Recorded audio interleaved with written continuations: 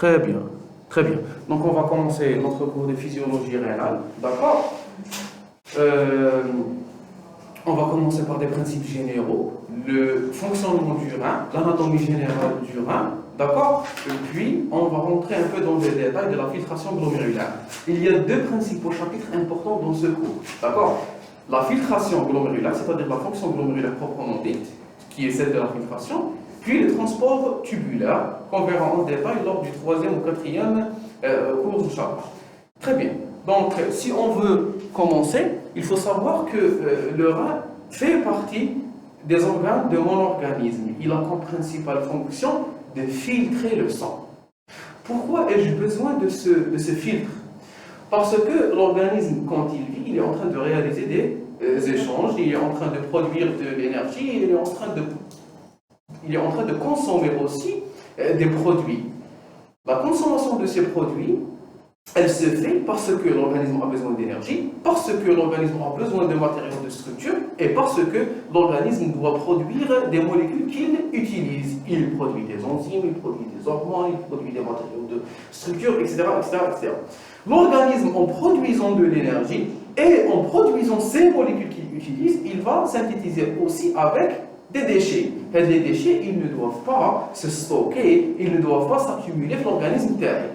Donc l'organisme, qu'est-ce qu'il va faire? Il va s'en débarrasser. Il va s'en débarrasser. Et comment il va s'en débarrasser? Il va utiliser le rein. Il va utiliser le rein qui est un organe spécifique, propre à lui, d'accord? Et qui va réaliser cette fonction de filtration. Très bien.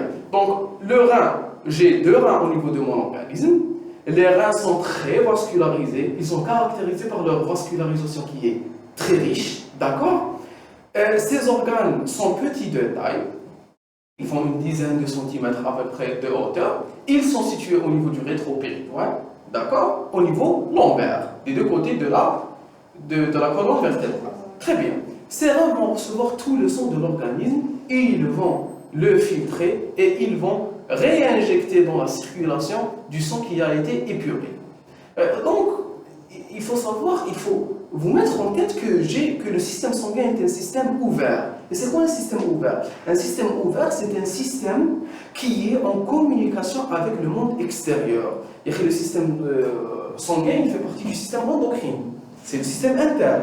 Et ce système interne, il est en communication avec le monde extérieur pour réaliser des échanges. On dit que c'est un système ouvert parce qu'il réalise des échanges au niveau de deux régions.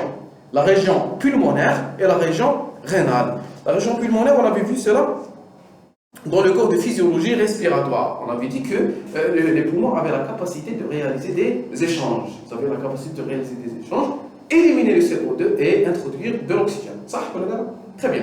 Au niveau rénal, les reins vont essayer de filtrer tout ce qui est déchets, l'acide urique, l'urée, la créatinine, d'accord, au niveau de les enlever du sang pour les éjecter dans les urines. Donc les urines, elle est éjectée dans le milieu extérieur comme l'air est éjecté dans le milieu extérieur. Donc c'est un système ouvert au niveau des poumons et au niveau des reins. On avait vu les échanges au niveau pulmonaire et aujourd'hui on va voir les échanges au niveau des reins. Très bien, très bien. Donc c'est quoi nos objectifs aujourd'hui? C'est de savoir ce que sont ces reins, comment ils vont filtrer ce sang. Qu'est-ce qu'un débit sanguin? Pourquoi c'est important de connaître le débit sanguin? Quel est le débit plasmatique? Quelle est la relation entre le débit plasmatique et le débit sanguin? Quel est le débit de filtration glomérulaire? Qu'est-ce qu'un glomérule? Quelle est la relation entre le débit de filtration, le débit plasmatique et le débit sanguin? Comment on peut les calculer? Quel est l'intérêt de leur calcul? Donc, en fin de compte, on va sortir de ce cours avec ce qui est important pour vous lors de la clinique et lors de vos interactions avec vos patients. Chaque rein est constitué par un grand nombre d'unités fonctionnelles élémentaires de l'ordre à 800 000 à 1 million par rein, qu'on appelle néphrons. Donc, si on veut récapituler, je vais plutôt dire que le néphron est l'unité structurale et fonctionnelle du rein. Le rein, là, c'est un organe important qui va réaliser la fonction de filtration. Il va récupérer des éléments dont on a besoin au cours des échanges tubulaires. D'accord, on va voir cela en détail. Mais comment le rein il peut réaliser cette fonction importante? C'est grâce au fonctionnement de ces petites unités structurales et fonctionnelles qui sont les néphrons. Chaque rein est constitué d'à peu près 1 million de néphrons. 1 million de néphrons. Donc j'ai 2 millions de néphrons dans mes deux reins. Quelle est l'unité structurelle et fonctionnelle au niveau du poumon? L'alvéole au niveau de sa paroi alvéolo-capillaire. Au niveau de sa paroi alvéolo-capillaire, où il seront les échanges gazeux proprement dit. D'accord? Donc, on va comparer un peu ce néphron à l'alvéole. Comme l'alvéole est l'unité structurelle et fonctionnelle du poumon, le néphron est l'unité structurelle et fonctionnelle de ce rein. Allez, on avance.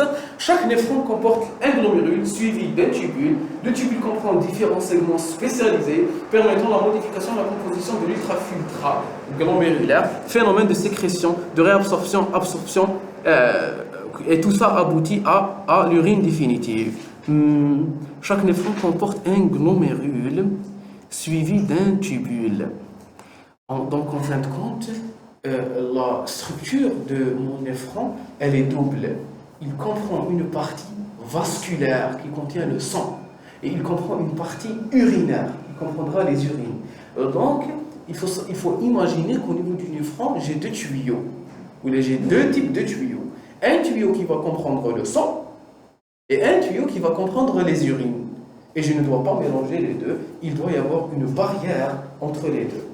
Donc, ce qui va contenir le sang, c'est le glomérule. Le glomérule fait partie de mes vaisseaux. Et ce qui va contenir les urines aux différentes étapes de leur structuration, c'est les tubules. Les tubules comprendront les urines, les glomérules comprendront le sang. D'accord? On est d'accord? Très bien. Le tubule comprend différents segments spécialisés permettant la modification de la composition de l'ultrafiltrat. C'est quoi l'ultrafiltrat?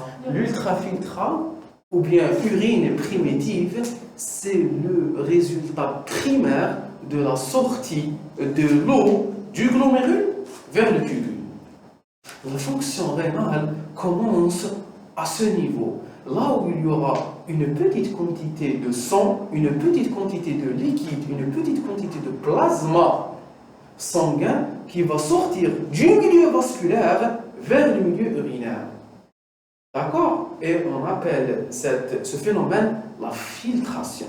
La filtration glomérulaire. La filtration glomérulaire.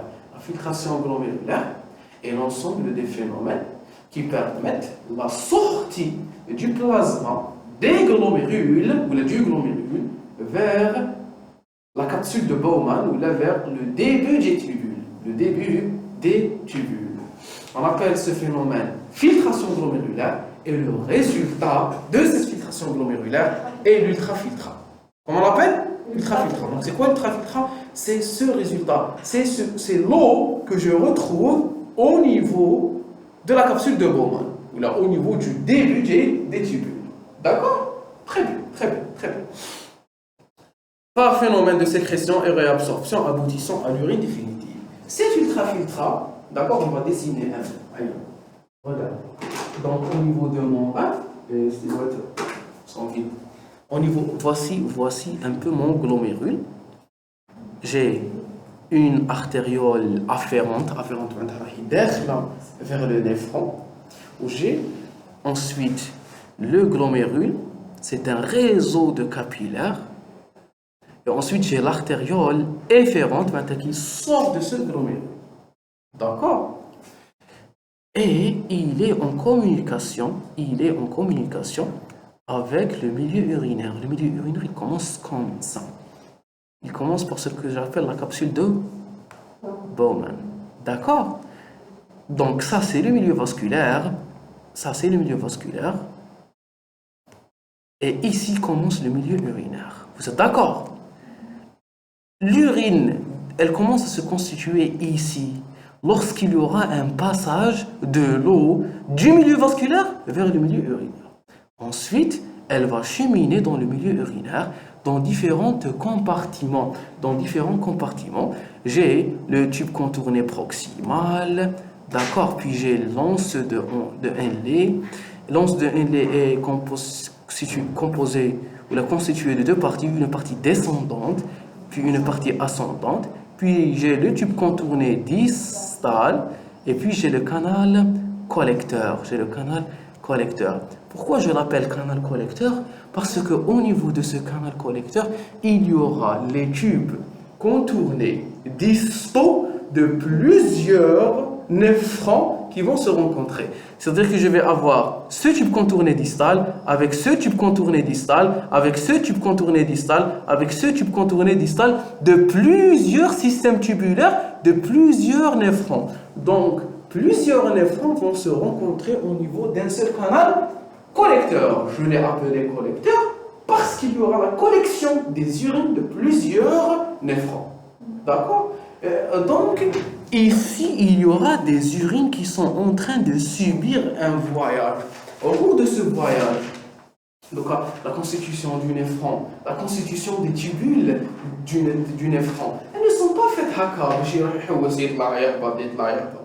d'accord? Chaque partie va réaliser une fonction. Elle va absorber un contenu, elle va éjecter un contenu. Il y aura des échanges entre ce milieu tubulaire et le sang. Et le résultat final de ces échanges entre le sang et le milieu tubulaire, on l'appelle l'urine définitive. Donc, au début, j'ai du sang qui est situé au niveau du glomérule. Ce sang va être filtré à travers ce que j'appelle la barrière de filtration, qui est située ici, entre la capsule de Bowman et les glomérules. Il y aura une sortie du sang. Il y aura une sortie du sang d'ici vers ici. Le résultat de cette filtration, comment je l'appelle? Je l'appelle ultrafiltrat. Cet ultrafiltrat, il va subir un voyage le long du système tubulaire jusqu'à arriver au niveau du tube contourné distal et du canal collecteur sous forme d'urine définitive. L'urine définitive, c'est l'urine qui est prête à être éjectée. Ensuite, il y aura aussi des échanges naillants, la concentration et la dilution des urines. On va voir ça les prochains cours. La réabsorption d'eau se fait où? On va voir. Ça se fait au niveau du système tubulaire. D'accord? Est-ce que vous êtes d'accord? Donc j'ai une filtration, puis j'ai des échanges. Les échanges au niveau du système tubulaire, elles sont de deux types. Ils sont de deux types. J'ai la réabsorption et j'ai la sécrétion. La réabsorption, c'est le fait de réabsorber de l'eau, ou de ce que vous voulez, des ions, du sucre, tout ce qu'on peut réabsorber, du milieu urinaire vers le milieu sanguin. Ça, c'est la réabsorption. Donc, la réabsorption, par définition, c'est la récupération d'eau et d'autres composants sanguins qui ont été filtrés, mais dont l'organisme a besoin. Donc, l'organisme va les récupérer. Il va les récupérer avant la constitution de l'urine définitive. C'est-à-dire, c'est la réabsorption. Donc, ça, la réabsorption du système tubulaire. Quel est un autre phénomène? C'est le phénomène de sécrétion. C'est quoi la sécrétion? C'est l'éjection de molécules du sang vers les tubules après la filtration. D'accord? Après la filtration. Mais que l'organisme doit éliminer. Donc l'organisme il doit éliminer des composants qui ont été soit pas filtrés ou incomplètement filtrés, mais qui persistent dans le sang. Maintenant, la filtration glomérulaire, elle a été insuffisante pour transporter ces molécules du sang vers les tubules. Donc, moins la filtration, ces molécules se retrouvent encore dans le sang. Donc, ça, l'organisme doit les éliminer. Donc, il va les sécréter. Il va les éliminer spécifiquement. C'est ça la sécrétion. C'est l'élimination de molécules qui persistent dans le sang après la filtration et que l'organisme doit éliminer. Ou il doit les éliminer, ou malheureusement la filtration n'a pas été suffisante pour les éliminer. Donc, la sécrétion, éliminer. Est-ce que vous êtes d'accord? Donc, j'ai une filtration glomérulaire, puis j'ai des transports tubulaires. Les transports tubulaires, c'est principalement la réabsorption des molécules qui ont été filtrées mais dont j'ai besoin. Et j'ai aussi la sécrétion des molécules dont je n'ai pas besoin et qui n'ont pas été filtrées. Est-ce que vous êtes d'accord? Puis j'ai la constitution de cette urine définitive qui sera éliminée ou bien excrétée. Attention, attention, attention. Les fonctions rénales, les fonctions de mon néphron, c'est la filtration, la réabsorption et la sécrétion. 3 fonctions, la rabi'a lahunna. La rabi'a lahunna. Il n'y a pas de 4e fonction. L'excrétion n'est pas une fonction rénale. Attention, attention, attention. Mettre le touche, parce que ça nous arrivait, en 2e année, mettre le touche, bien la sécrétion ou l'excrétion. La sécrétion, c'est un phénomène rénal. C'est une fonction glomérulotubulaire. Pardon, pas glomérulaire, c'est une fonction tubulaire. C'est une fonction rénale. Elle fait partie des transports tubulaires, la sécrétion. Yeah. L'excrétion, c'est l'élimination des urines. Comment on dit excrétion salivaire, excrétion biliaire, excrétion de ce que vous voulez. L'excrétion est l'élimination et la sortie d'un liquide. Donc l'excrétion urinaire, c'est quoi? C'est la miction. Yek.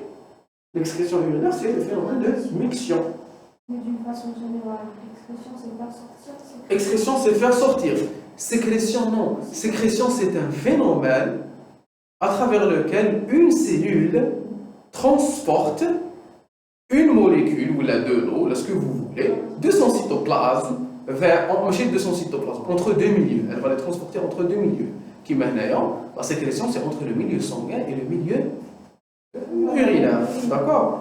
L'excrétion, c'est l'élimination, c'est un phénomène général. Quand je parle d'une hormone, je parle de sécrétion, parce que la glande va transporter cette hormone de son cytoplasme, de ses réserves, vers le sang, ou vers le tube digestif, ou de ce que vous voulez. Et c'est la sécrétion, c'est une fonction. C'est une fonction. Le glomérule va sécréter. On va voir, c'est pas le glomérule qu'il faut le faire. D'ailleurs, j'allais vous poser cette question, puisque le glomérule est classé. Non. Le glomérule qui est comme le système sanguin, dans cette partie. Comment peut-on avoir des transports entre le milieu vasculaire et le milieu urinaire, entre ce qui est rouge et ce qui est vert, alors que ce qui est rouge, كيفاش يصراو les transports هنا؟ Non. C'est quoi les mouvements de respiration? Non. On va voir, c'est le but de nos rencontres. Allez, on avance. Il y aura d'autres parties de mon appareil vasculaire. Et ici, dans la physiologie rénale, et je vais vous le dire tout de suite, sans suspense, et vous considérez 2 milieux. Tel qu'on m'a dit déjà, que dans tous les cours qu'on a fait, il ne faut jamais considérer la présence de 2 milieux. Où est-ce que je l'avais dit, Hadia? Dans l'absorption intestinale. Quand on parlait d'absorption intestinale, il faut considérer 3 milieux. Il fallait considérer la lumière intestinale, puis le milieu intracytoplasmique, puis le système sanguin, pour pouvoir comprendre les transports. Vous ne pourrez jamais pouvoir expliquer les transports tubulaires sans considérer 3 milieux. Qui sont la lumière tubulaire, c'est-à-dire le milieu urinaire, puis le cytoplasme des cellules tubulaires, puis l'interstitium, ou bien la matrice extracellulaire. La matrice extracellulaire joue un rôle très important, très important dans le contrôle de ces transports. Et on va voir pourquoi. Donc, jamais trop le faire les urines ou le sang. Ça ne se passe jamais comme ça. D'accord? On va voir cela dans mon prochain cours. Il y a toujours un débat. Est-ce que c'est bien ou c'est mauvais de consommer son De consommer ces urines. Non, ce n'est pas bon, c'est mauvais. Oui, c'est très mauvais. Bon, c'est très mauvais. Attention. Apparemment, c'est la médecine. C'est là? C'est un nouveau traitement en Chine. Non. On peut consommer ces urines en cas de détresse. En cas de déshydratation, de Sahara, je ne sais pas. On ne sait jamais. On peut boire ces urines jusqu'à un certain niveau. Parce qu'à chaque fois, bon, c'est un peu compliqué. Quand on est dans un milieu où on est déshydraté, c'est-à-dire qu'il n'y a pas de source d'eau, quand on commence à consommer ces urines, les urines à chaque fois, parce que les pertes urinaires, les pertes d'eau ne sont pas strictement urinaires. Il y a les pertes urinaires, il y a les pertes insensibles, la vapeur, la sueur, comme ce sera là, vous êtes en train de réaliser des sudations. Donc vous êtes en train de perdre de l'eau, chérir les urines. C'est pas un système fermé, désolé pour ceci, mais pour que vous compreniez. D'accord? Donc à chaque fois que je suis en train de boire des urines ou j'émets des urines, tant que votre fonction rénale est conservée, vous êtes en train de produire des urines de plus en plus concentrées. Très bien. Et ces urines qui sont de plus en plus concentrées, la concentration des toxines, la concentration des ions, elle est de plus en plus importante. Et nous, les urines toxiques, au bout de la deuxième, troisième, quatrième injection, les urines deviennent dangereuses. Leur acidité n'est plus adéquate à votre organisme. Leur composition en créatine, qui veut dire qu'il élimine la créatine, c'est toxique. D'accord? Documentaire, il a utilisé son t-shirt pour refiltrer. Là, oui, vous voyez, il a dû refiltrer ses urines. Mais c'est des solutions qui peuvent être utiles à court terme, à très court terme. Au bout de 3 jours, il mote, tout simplement. Il y a que les photos. Bon, est-ce qu'on est d'accord? Mais à boire ses urines, oui, même dans le temps, on utilisait beaucoup les urines.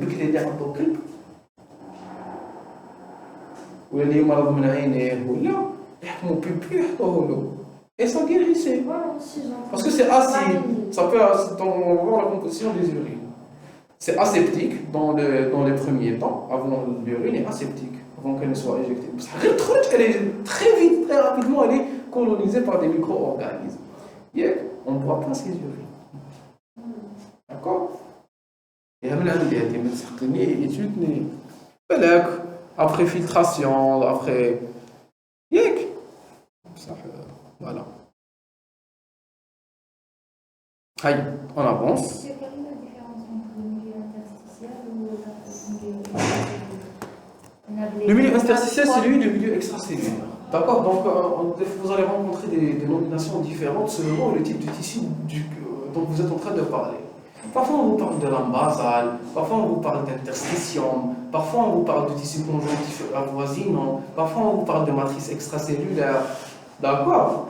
Donc, la matrice extracellulaire, elle a une définition particulière. C'est l'ensemble des composants, des protéines du tissu conjonctif qui entourent la cellule. Le milieu extracellulaire, c'est tout ce qu'il y a qui entoure la cellule. La membrane basale, c'est le tissu conjonctif organisé qui est situé au milieu extracellulaire, ça sous un épithélium. D'accord? Et ces définitions, vous pouvez les trouver différentes selon le type de tissu.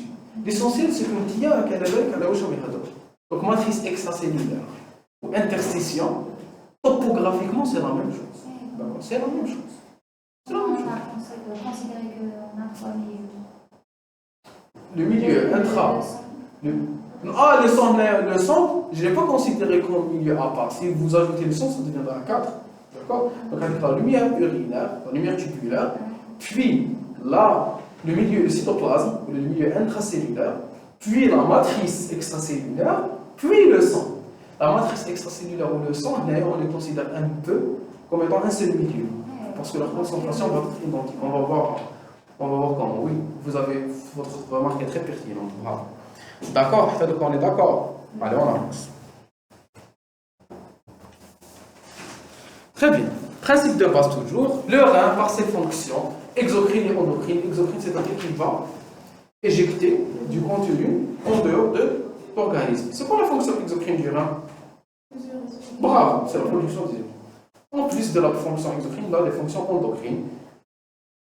Il va participer à la synthèse d'hormones, de molécules qui sont éjectées dans le sang, des molécules de signalisation, etc., etc.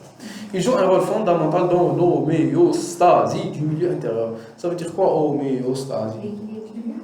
L'équilibre. L'équilibre endocrinien de mon organisme. L'équilibre endocrinien de mon organisme. D'accord? Allez, on avance. Fonction exocrine du rein. Maintien de l'équilibre hydroélectrolytique, c'est-à-dire qu'il va indiquer la natrémie, puisque vous avez une natrémie stable. un taux de sodium dans le plasma qui est stable, un taux de potassium dans le plasma qui est stable, un taux de chlore dans le plasma qui est stable. C'est très important. Parce qu'un petit dérèglement de ces quantités d'ions dans le sang ou là d'eau, ça va perturber toutes les fonctions de mon organisme. Ça va perturber l'excitabilité musculaire, puisque l'excitabilité, c'est un phénomène électrique. Elle est due à des concentrations précises de calcium, de potassium. Ça, vous l'avez là. L'excitabilité cardiaque, elle est due à des concentrations très stables, très régulées de calcium, de potassium, de sodium. Donc, le rein doit participer au maintien de cette concentration stable d'ions. On appelle cet équilibre l'équilibre hydroélectrolytique. Yeah. Maintien de l'équilibre acido-basique. C'est-à-dire, on va voir cela dans le cours, un des cours les plus importants de votre année, les déséquilibres acido-basiques. Parce qu'il faut savoir que l'équilibre hydroélectrolytique, il marche toujours avec l'équilibre acido-basique. Pourquoi on parle des deux? Parce que l'organisme, en tant que tel, en tant que matière vivante, il est sensible aux variations du pH. Il peut être le pH chimique, il peut être les protéines, puisque les protéines possèdent des chaînes latérales qui ont des fonctions ioniques. Ça, ou des fonctions ioniques, tu peux le pH, tu peux de la charge, tu peux de la charge, tu as un acide aminé, tu peux de la conformation de la protéine, tu peux de la conformation de la protéine, tu peux de la fonction de elle peut perdre sa fonction. Il a qu'un hémoglobine tous les mètres de l'oxygène, il a qu'un enzyme tous les mètres d'âge, qui tous les enzymes mètres d'âge, je ne moto. Donc l'organisme il est très sensible aux variations de température et il est très sensible aux variations de pH. Le problème, le pH il est contrôlé par, il est défini par quoi le pH? Il est défini par le taux de bicarbonate ou le taux de H+, de, comment on appelle ça, l'hydrogène, de proton. Ça, le bicarbonate ou le H+, c'est quoi? C'est quoi? C'est des ions, bravo, c'est des ions. Donc, si je veux contrôler l'équilibre acido-basique, لازم نخلط في des ions. وكي نخلط في des ions, quand je modifie des ions, je suis en train de modifier l'équilibre hydroélectrolytique. C'est quoi le problème? C'est le problème principal des déséquilibres acido-basiques. C'est que les molécules qui définissent l'équilibre acido-basique, ce sont aussi des ions. Donc, ils traitent شوية l'équilibre hydroélectrolytique, ils traitent l'équilibre acido-basique. Ils traitent شوية l'équilibre acido-basique, ils traitent l'équilibre hydroélectrolytique. Parce que les deux sont intimement liés. Pourquoi ils sont intimement liés? Parce que les molécules qui définissent l'équilibre acido-basique, c'est aussi des ions. Est-ce que vous m'avez compris? Par exemple, les Algériens, c'est quelque chose. Les Marocains, c'est autre chose. Les Tunisiens, c'est autre chose. Les Palestiniens, c'est autre chose. Il y a un facteur commun entre les quatre. Vous pouvez me dire la langue, la religion, d'accord?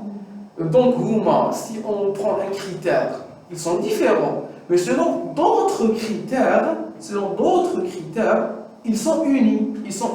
Et c'est ce qui fait qu'on fait des unions. L'Union européenne, c'est une des unions qui a le plus réussi l'histoire de l'humanité. Ça, vous l'avez là. La réussite, vous l'avez là. Vous n'êtes pas d'accord. Vous êtes pour le Brexit. C'est des pays qui parlent des langues différentes, des monnaies différentes, qui ont des croyances différentes, qui étaient ennemis de l'Allemagne, la France. Ils sont très différents. Mais ils ont pu avoir une intelligence collective pour s'unir et réaliser des fonctions communes. On est une union, un système militaire commun qui est l'OTAN, etc. Là, malheureusement, plusieurs pays on parle la même langue, on a la même religion, les mêmes principes, les mêmes origines. Donc, l'équilibre acido-basique et l'équilibre hydroélectrolytique, ils sont intimement liés. Pourquoi? Parce que les facteurs qui les définissent sont les mêmes. Élimination des déchets métaboliques endogènes et des substances étrangères à l'organisme. Par exemple, si je prends un médicament, il circule dans l'organisme, puis il doit être éliminé. Quand je prends une molécule exogène, je dois l'éliminer, sinon elle va devenir toxique. Où sera l'élimination? Soit l'éliminer à la soit l'éliminer les urines. Il n'y a pas 36 solutions. Il y a aussi un autre type d'élimination. Je connais déjà. Oui, des médicaments de n'importe quelle molécule toxique. Aïe, bravo, vous avez plus de la bile. La bile ou le tube digestif. C'est très important pour vous, très important. D'utiliser un médicament, par exemple la metformine, glucophage pour un diabétique. Il faut glucophage, médicament de première intention chez les diabétiques. C'est le gold standard pour l'instant. Peut-être que ça va changer très bientôt. Mais pour l'instant, c'est une molécule miracle, le glucophage. Pour son efficacité, il est très efficace pour l'abaissement de l'hémoglobine glycée, il est très efficace pour réduire la charge pondérale, etc. Les deux principaux problèmes, le problème digestif, il a des effets secondaires digestifs, nausées, vomissements, ballonnements, diarrhée, très important pour parfois. Parce que pour pouvoir donner un médicament, les médicaments des conditions, les médicaments efficaces, d'accord, ou les médicaments tolérables, par le patient, ou les médicaments font des effets secondaires. Ça, la metformine, elle est très efficace. Le problème, c'est que l'insuffisance rénale ou une personne qui a une microalbuminurie, on va voir ce que c'est, elle est contre-indiquée la metformine. Donc on ne peut pas la donner. Qu'est-ce qu'on donne à la place? Hein? Non. On passe à un autre médicament. Généralement, on donne des médicaments qui ont justement une élimination biliaire. باش ما نضرش لي غير تاعي puisque انا عندي une microalbe. Vous avez compris? Donc c'est important de savoir que عندي d'autres moyens d'élimination. L'insuline, c'est en dernier lieu. Chez les diabétiques de type 2, on commence par une monothérapie, on essaie de changer la monothérapie, puis on passe à une bithérapie, on peut passer à une trithérapie, puis on passe à l'insuline. Mais ce n'est pas un échec, d'accord? Parfois, le patient skin qui utilise l'insuline, il a un diabétique qui est passé récemment à l'insuline. Non? Il est de type 2, il est passé à l'insuline, très récemment. Oui, on l'a mis sous basal par c'est ça le mécanisme d'intensification. Est-ce qu'il pratique une activité physique? Ah oui. S'il pratique une activité physique, il se retrouve sur l'insuline. Oui.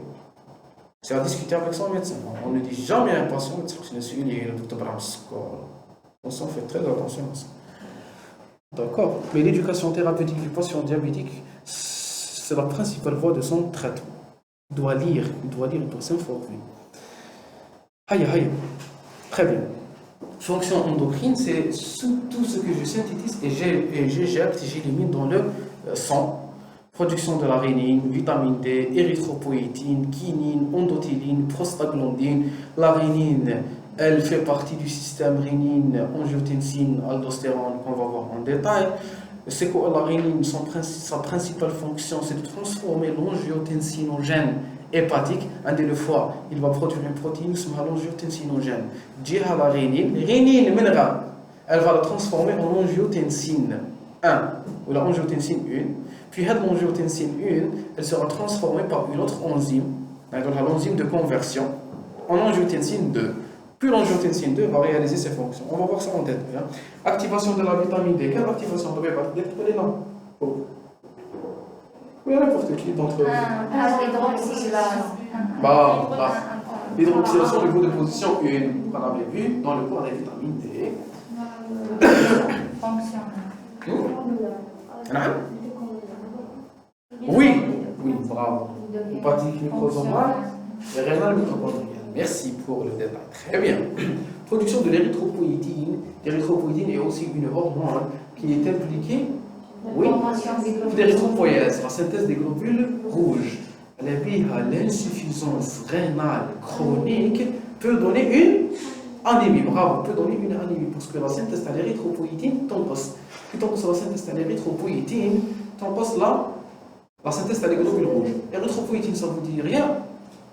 Armstrong, Tour de France, dopage. Non, classe. Je ne sais pas de sujet, mais d'acte pour dopage, Armstrong, Tour de France. Vous ne connaissez pas Armstrong? Le champion du Tour de France.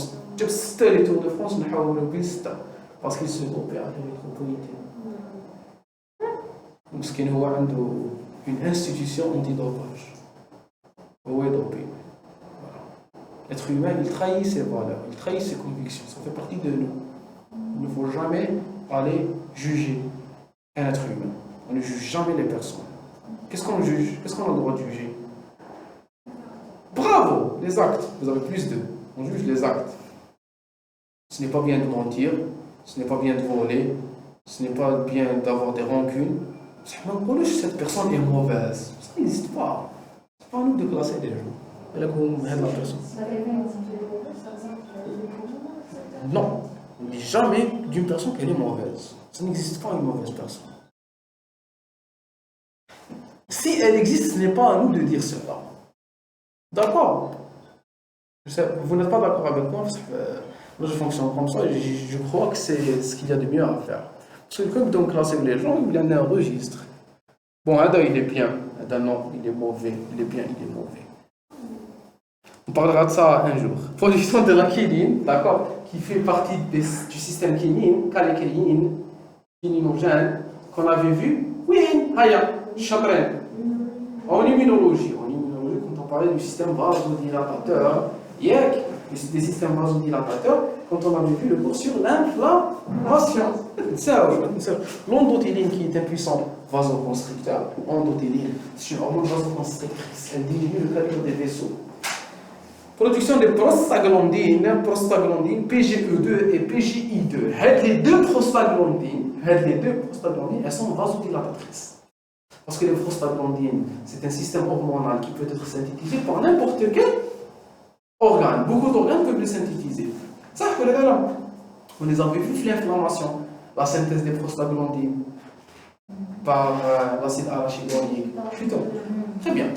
Donc, les prostaglandines, elles peuvent être synthétisées par différents organes. Certains prostaglandines sont vasoconstrictrices, ils irritent les vaisseaux. Certains prostaglandines sont vasodilatatrices. Les deux produits par le rein, I2 et E2, elles sont vasodilatatrices. Très bien. Angiotensinogène, voilà ce que j'étais en train de dire. Angiotensinogène est synthétisé par le foie. La rénine va le transformer en angiotensine 1. L'enzyme de conversion va le transformer en angiotensine 2. L'angiotensine 2 a plusieurs fonctions. La principale fonction de l'angiotensine 2, c'est la vasoconstriction. Angio, c'est un préfixe qui définit les vaisseaux. Angiotensine, c'est les vaisseaux. C'est le plus puissant vasoconstricteur de l'organisme. L'angiotensine 2 est le plus puissant vasoconstricteur de l'organisme. Une autre principale fonction, c'est la stimulation de la synthèse d'aldostérone. C'est la stimulation de la synthèse de l'aldostérone. Très bien. L'enzyme de conversion, elle est principalement synthétisée par le poumon. Enzyme de conversion pulmonaire. Très bien, très bien. Oui, c'est une protéine, oui. Production de la rénine, angiotensine 2 exerce des effets. Vasoconstricteur puissant par le biais de son récepteur AT1, angiotensine 1 récepteur. Stimule la sécrétion de l'aldostérone, c'est ce que j'étais en train de dire, favorisant la rétention de NA+, et la sécrétion de K+, et H+. À la fonction de l'aldostérone, allez, puisqu'on la rencontre, on va parler de tout ce qu'on rencontre. On va voir les détails après. L'aldostérone va agir au niveau du contourné distal et du canal collecteur. La principale fonction de l'aldostérone, c'est la stimulation de la réabsorption de NA+, contre la sécrétion. Les climates qu'ils sont en train d'utiliser, ce ne sont pas des mots généraux, c'est des mots très précis, c'est des mots fonctionnels, ce ne sont pas des mots de langue. Comme sécrétion, mais pas élimination. Non, sécrétion, c'est le phénomène de sécrétion. C'est un transport de ces ions du sang vers le système tubulaire pour être éliminé au niveau des urines. D'accord? Donc l'aldostérone va stimuler la réabsorption de NA+, contre la sécrétion de H+, et de K+. D'accord? Il est synthétisé où, l'aldostérone?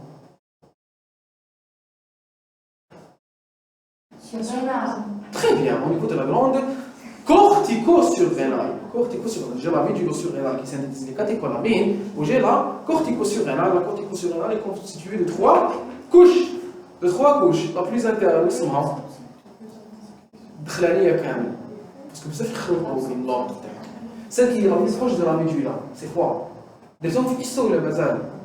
De la couche réticulée, puis fasciculée, puis glomérulée. Réticulée, elle synthèse les androgènes. On va voir ça en détail la biochimie des stéroïdes. L'essentiel, la couche la plus externe, qui est la couche glomérulée, et elle est synthétisée l'aldostérone.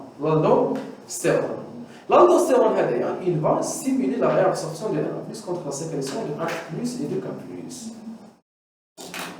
Supposons une personne a une tumeur de la glande surrénale. Elle peut avoir ce qu'on appelle un adénome de Kohn. L'adénome de Kohn, c'est quoi? C'est un adénome, c'est une glande qui va sécréter de l'aldostérone. Donc j'aurai un hyperaldostéronisme. J'appelle ça l'hyperaldostéronisme primaire. Et donc, il vous donner puisque tout le monde est très intelligent, vous donner un des phénomènes cliniques, ou une des manifestations cliniques qui dit l'hyperaldostéronisme. L'acidité. Acidité, vous pensez? C'est le contraire. Comme blague. Des urines. Acidité des urines, à quoi ou du sang? Des urines. Des urines, oui, ça fait un j'ai ça. Allez-y. Vitamine D. pH Non, non. الألكان أنت مثلا شو؟ Oui. Oui.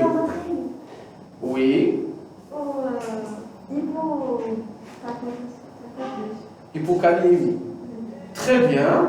Manifestation clinique, biologique. Aïe. عندك ألكان أوسيدوز La couleur de l'urine. Hein? La couleur de l'urine. Non. Paye. Hypertension artérielle. Hypertension artérielle, la récupération de 1A+, la réabsorption importante de 1A+ sera accompagnée d'une rétention d'eau. Donc il y aura une hypervolémie au niveau du sang. Donc ça va être une hypertension artérielle. C'est l'une des principales causes à rechercher en cas d'HTA secondaire. Qui dit comme un patient jeune serait une hypertension essentielle par l'adulte, le sujet pléthorique. D'accord?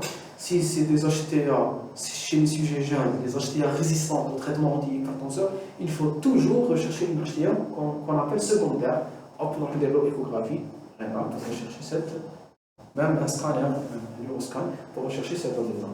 Vous voyez, donc tout commence ici. La physio, parce que tu as le uro ou la endocrino, tu comme ça là. D'accord? Donc essayez s'il vous plaît de comprendre mot à mot ce qu'on est en train de faire. Très bien. C'est juste un détail. Ici, la sécrétion de H+ et de K+ contre la récupération de Na+.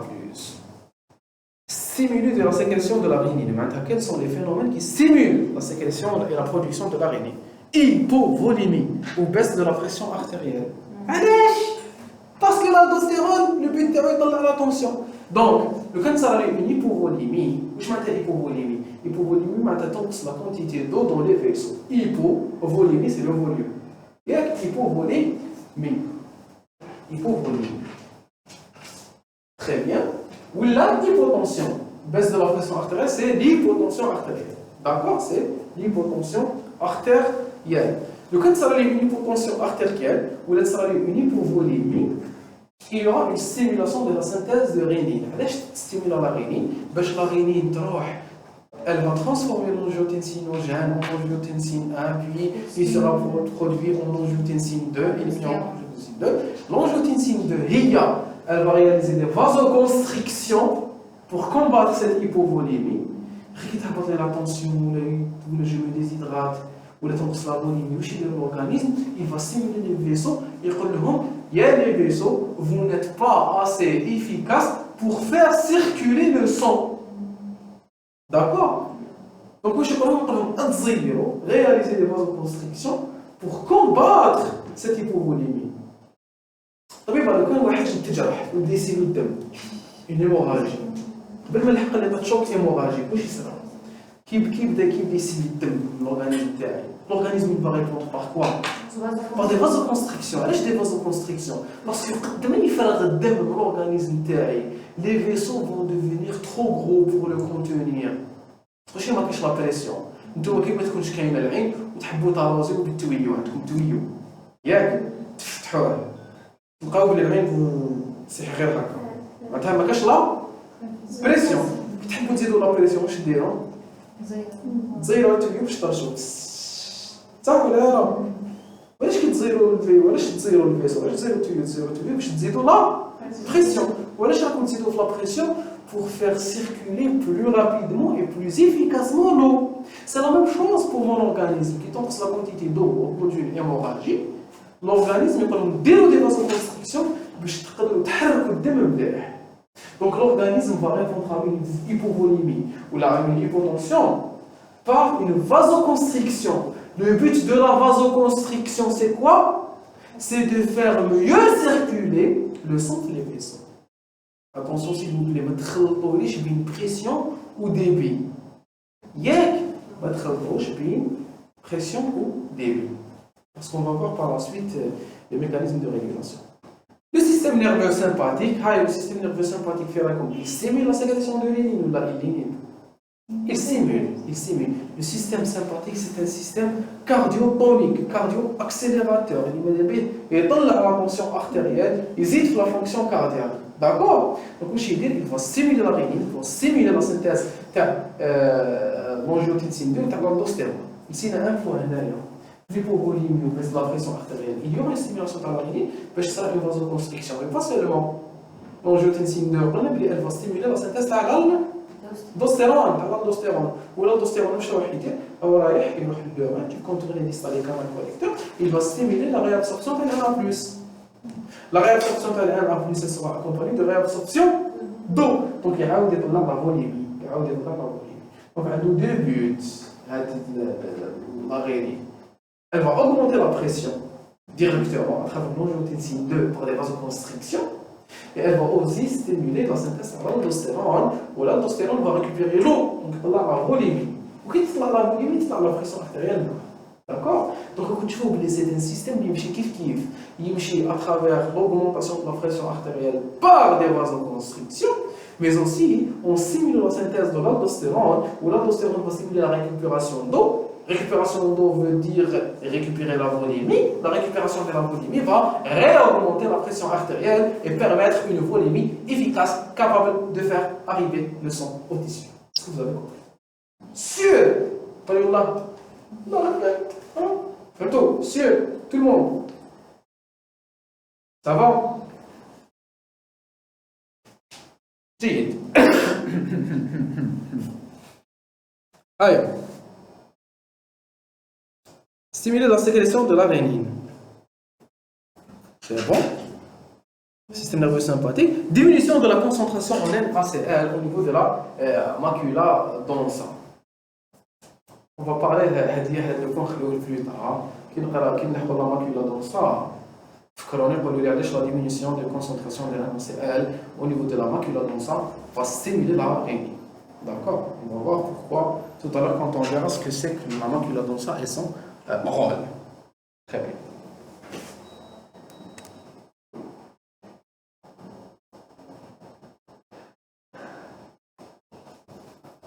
Activation de la vitamine D, très rapidement. Le rein est capable d'activer la vitamine D3 en inhibition hydroxylation en position 1.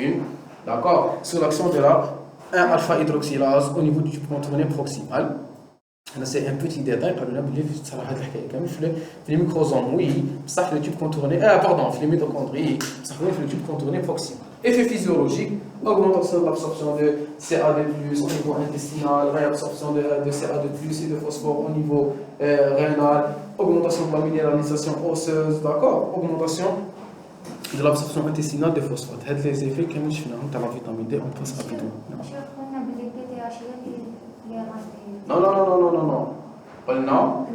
Je m'attendais à cette question. Au niveau du rein, c'était l'action de la PTH qui était prédominante.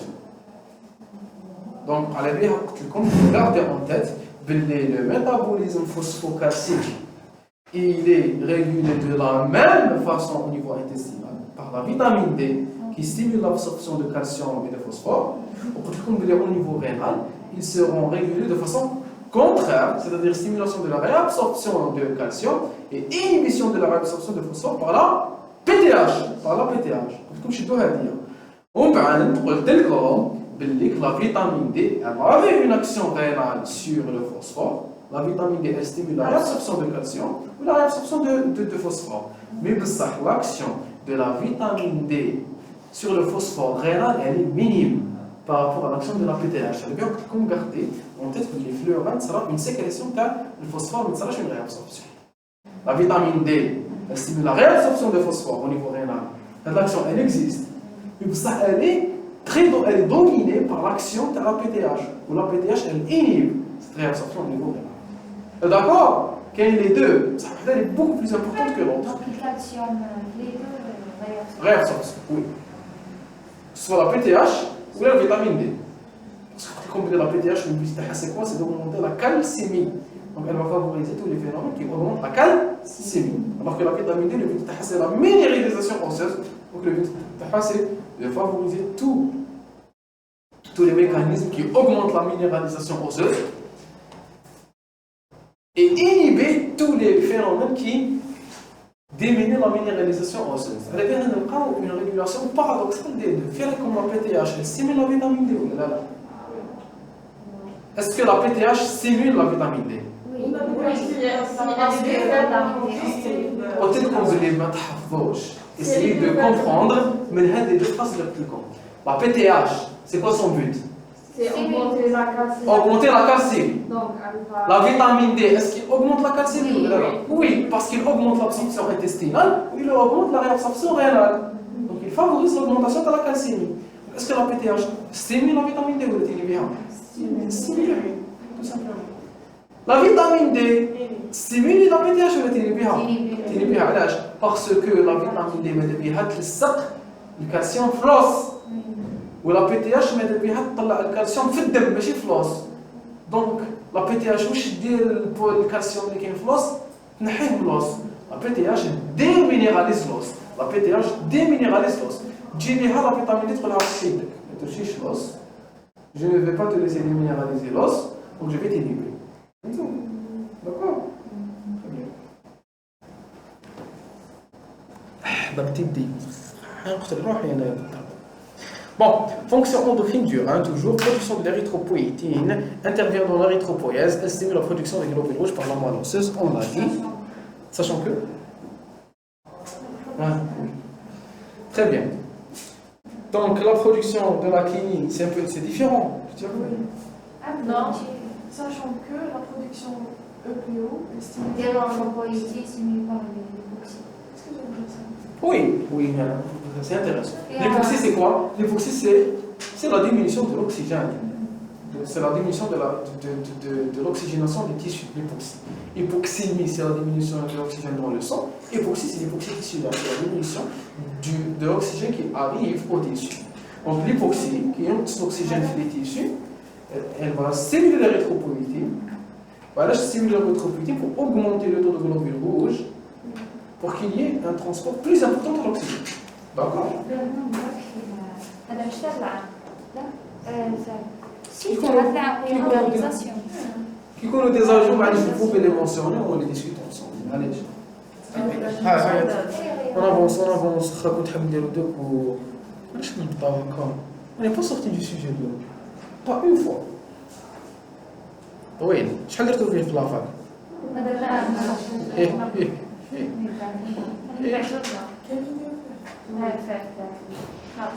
Hi. Production de kinine. Très rapidement, on avait vu cela en immunologie. Donc, on a dit le kininogène. Le kininogène de forme moléculaire. Il est transformé par la kallikréine en kinine.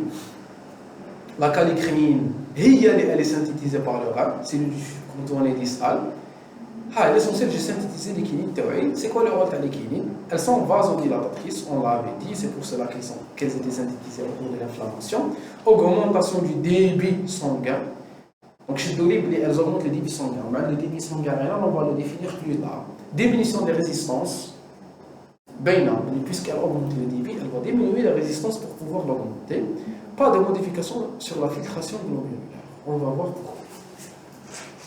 Les notions, on va devoir les revoir. Normalement, on définit le débit sanguin, la filtration glomérulaire. L'essentiel, retenez que la calicréine augmente le débit sanguin rénal sans modifier le débit de filtration glomérulaire, ou la filtration glomérulaire proprement dite. L'endothéline, c'est un peptide vasoconstricteur. Il est synthétisé par les cellules tubulaires du rein. Production de prostaglandine, on a le PGE2 et I2 étaient vasodilatatrices. Effet physiologique produit par les cellules du canal collecteur, cellules artériolaires, glomérulaires, vasodilatatrices et hypotensives. On vous parle d'autres prostaglandines. D'accord? La prostacycline, je prostacycline et la thromboxane A2. Thromboxane A2 est un vasoconstricteur. D'accord? Ou la prostacycline, elle a un effet vasodilatateur. C'est un peu cocasse. C'est selon la localisation des prostaglandines qui ont été synthétisées. D'accord? C'est soit au niveau des cellules endothéliales, des cellules qui constituent le vaisseau sanguin, soit au niveau des plaquettes. Au niveau des plaquettes, l'action des prostaglandines, elle sera suivie par la thromboxane. Donc la thromboxane elle a un effet vasoconstricteur. Je ne sais pas si on avait dit cela de l'inflammation, qui est l'aspirine. Quand est-ce que l'aspirine on l'utilise comme anti-agrégant ou quand est-ce qu'on l'utilise en tant qu'anti-inflammatoire? Vous savez que l'aspirine, à forte dose, c'est un anti-inflammatoire et à faible dose, c'est un anti-agrégant plaquettaire. Pourquoi la même molécule elle peut avoir des effets contraires à quoi? Manish, ce n'est pas le but de notre question. Une autre fois, je vais vous en parler. L'essentiel, gardez que le phénomène de transformation de l'acide arachidonique. L'acide arachidonique, c'est un phospholipide qui est situé au niveau membranaire que je peux transformer par deux voies, la voie des prostacyclines, la voie des prostacyclines ou la voie des leucotriènes. La voie des leucotriènes vont synthétiser des leucotriènes. La voie cyclooxygénase, la lipooxygénase. La voie lipooxygénase va me synthétiser des leucotriènes qui sont des molécules inflammatoires. Ou la voie des prostacyclines, ou la voie cyclooxygénase, elles vont me synthétiser les prostaglandines, la thromboxane. Chaque molécule, dans la voie des prostacyclines, dans la voie cyclooxygénase, elle aura son effet. La prostacycline, elle est vasodilatatrice, ou la thromboxane, principalement la thromboxane A2, elle est vasoconstrictrice et proagrégante. La thromboxane A2. Elle est vasoconstrictrice et proagrégante. Elle favorise l'agrégation plaquettaire, la formation des clous longs, ou elle favorise la vasoconstriction, la diminution du calibre des vaisseaux.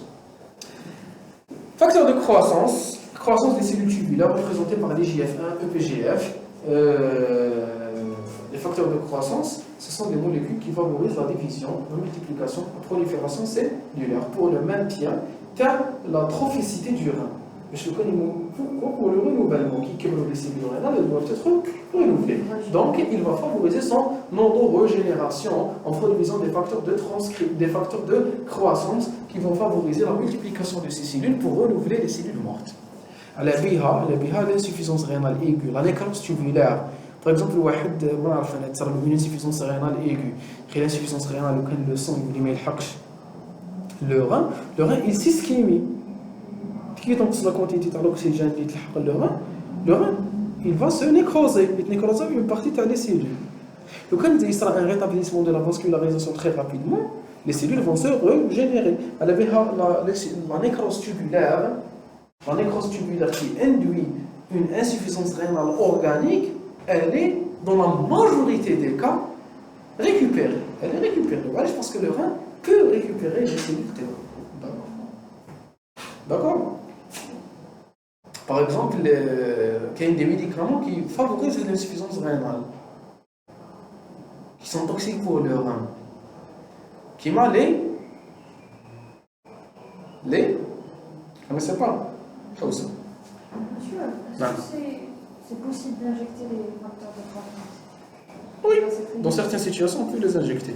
Non, quelqu'un qui n'a aucun problème. Donc, Quelqu'un qui n'a aucun problème dans sa croissance. non, il ne faut pas. Il ne faut pas s'injecter. علاش مالك s'il n'a aucun problème, علاش injecter les facteurs de croissance? Par rapport à sa taille. Non, on ne règle pas le problème de taille par des facteurs de croissance. Non. La taille, on la garde. D'accord? Il y a certaines interventions, c'est un peu particulier. Mais pas à travers des facteurs de croissance. Pas d'autres hormones aussi, non plus. Avant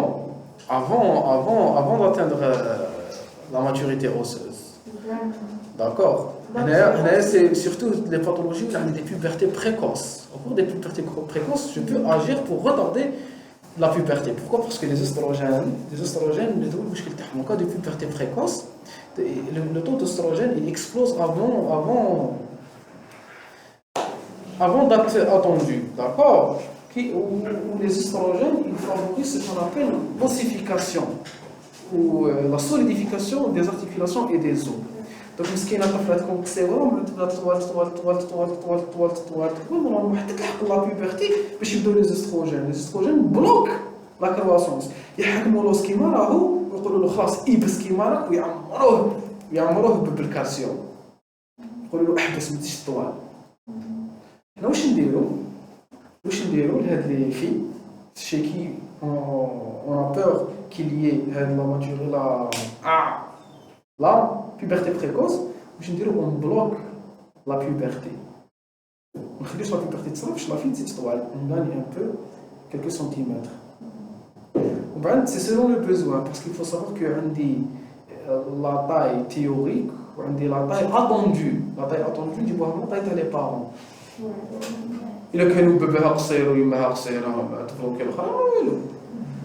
d'accord? Donc, on a la taille théorique, la taille attendue, on calcule, on regarde est-ce que c'est intéressant de bloquer la croissance. On va voir cela dans les biochimies des stéroïdes. Non? Pour les? Moi, je pour les filles seulement. Pour les filles ou les garçons? Oui, les garçons. Mais le problème, on le rencontre surtout chez les filles. Faire aussi des analyses avant de tout. Oui, il faut prouver qu'il y ait une puberté précoce. Il n'y a aucun problème. Dans la majorité des cas, il n'y a aucun problème. La fille, elle va gagner des centimètres. Il a fait la puberté, donc là, il n'y a pas de solution. D'accord? À part les interventions esthétiques. Les interventions esthétiques, elles sont très en vogue. Les pays asiatiques, qui m'ont la Corée, donc comment ils font? Non, mais c'est drôle. Même après la puberté. Oui. N'importe quel adulte. Ça vous intéresse? Oui, bien sûr.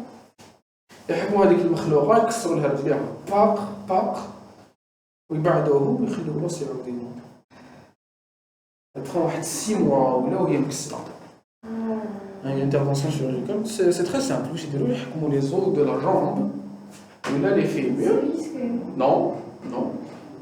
On va provoquer des fractures, نكسروا الراس. ما كي نكسروا الراس واش نديروا؟ كي نكسروا les deux extrémités de l'os نبعدوهم. بعدهم زعما 3 cm 4 cm. ونخليوهم يعاودوا يتريجينيراو. Pourquoi au cas d'accident, par exemple, si on a une fracture au niveau de l'os, est-ce qu'on n'est pas dommage? Voilà, يطولوا كيقولوا بون يتكسر حتى نبروفيتيو نطولوا نزيد لها فلاطاي. Non, mais qui se l'os, ils font des chirurgies. Mais l'os, mais il ne va pas se régénérer. Si, il se régénère l'os. C'est le but de le plâtre. علاش نديروا plâtre? Le plâtre pour immobiliser l'os باش يقدر يتريجينيرا. L'os se régénère. L'os pas. Oui. D'accord. C'est en cas de fracture. Il تكسرت فميامون غير من جهه. طولت من جهه. D'accord. Donc voilà. خطاي comme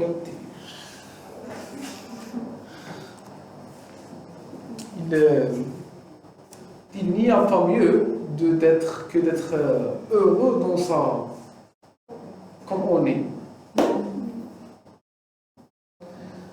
Bon, nous sortons de du sujet.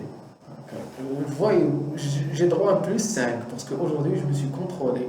Parce que normalement, donc les sujets. Normalement, on est.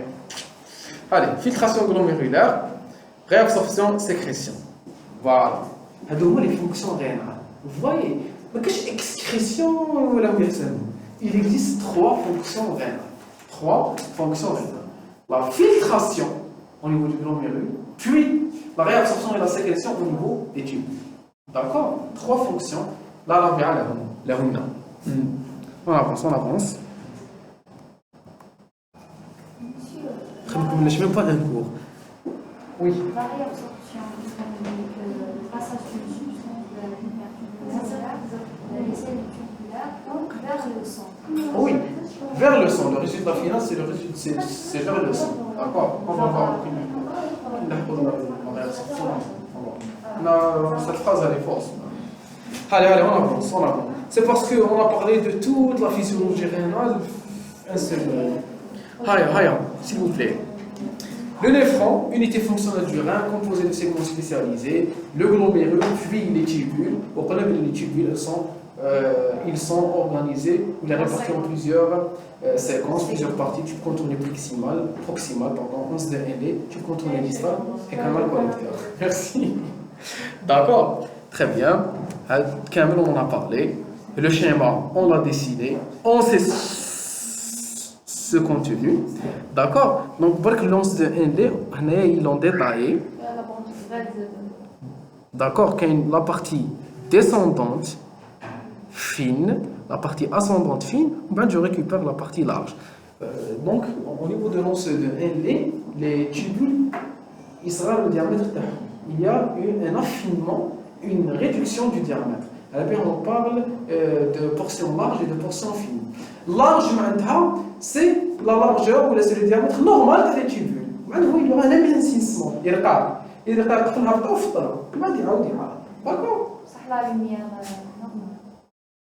Les transports, non, tout diminue, d'accord. Les transports ne seront pas modifiés. Vous voyez هنايا برك في le canal collecteur, شوفوا. شوفوا هاد les branches. C'est quoi? C'est des tubes contournés. C'est des tubes contournés distants, d'autres néphrons qui sont en train de le rejoindre. Zidou. هنايا, il est en train de parler de canal collecteur cortical, canal collecteur médulaire. C'est quoi? Parce que dans l'organisation du néphron, qui de tous la physiologie, l'anatomie, l'histologie de le rein, il est organisé en pyramide. L'ensemble des pyramides se rencontrent au niveau de la papille. L'anatomie, il y a papille, les papilles mineures, papilles majeures, le calice. Calice mineur, calice mineur, calice majeur. Le bassinet, d'accord. Vous voyez ça, l'histologie telle comme. L'essentiel, c'est que le rein il est organisé en partie corticale et en partie médulaire. Où chaque pyramide, elle est organisée en une partie corticale externe. C'est la base de la pyramide, ou une partie, ou une centrale, où le sommet de la pyramide est roi. Il faut savoir que l'organisation des néphrons, elle suit l'organisation du rein ou elle suit l'organisation des pyramides rénaux. Donc, une partie de mon tubule, de mon néphron qui est cortical, ou une partie qui est plus médulaire. Voilà, je pense que c'est le canal collecteur. Donc, il y a qui est le canal collecteur qui le lance de ND.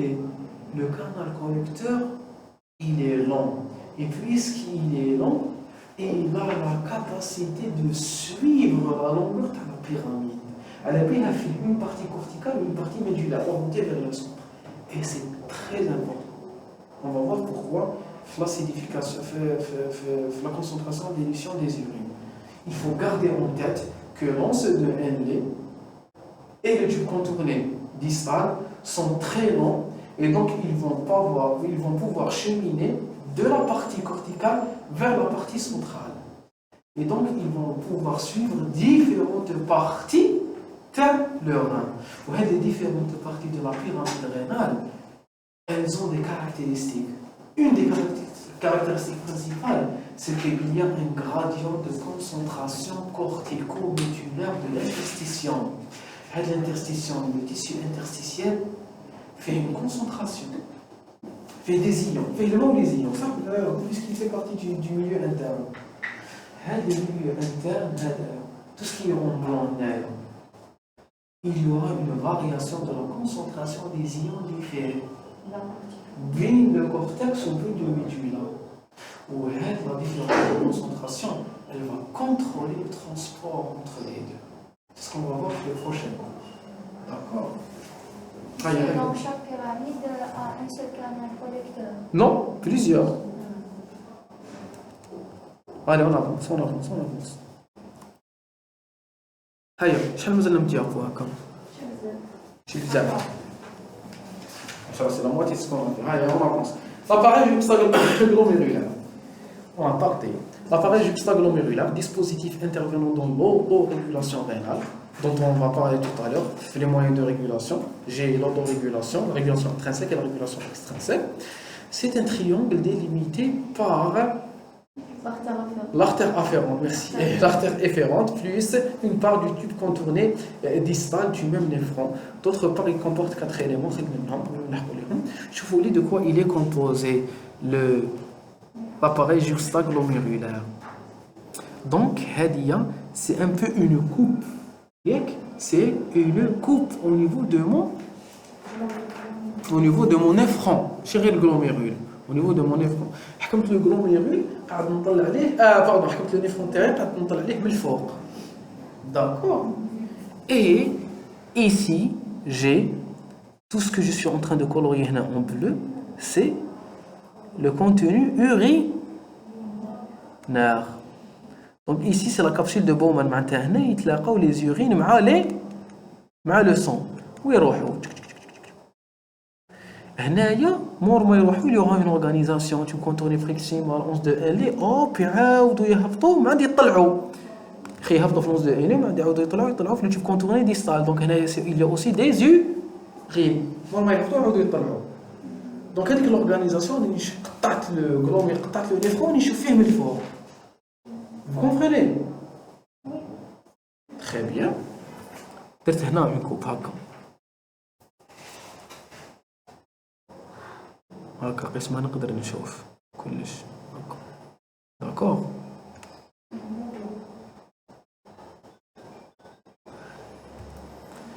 دونك هنا سي لي زورين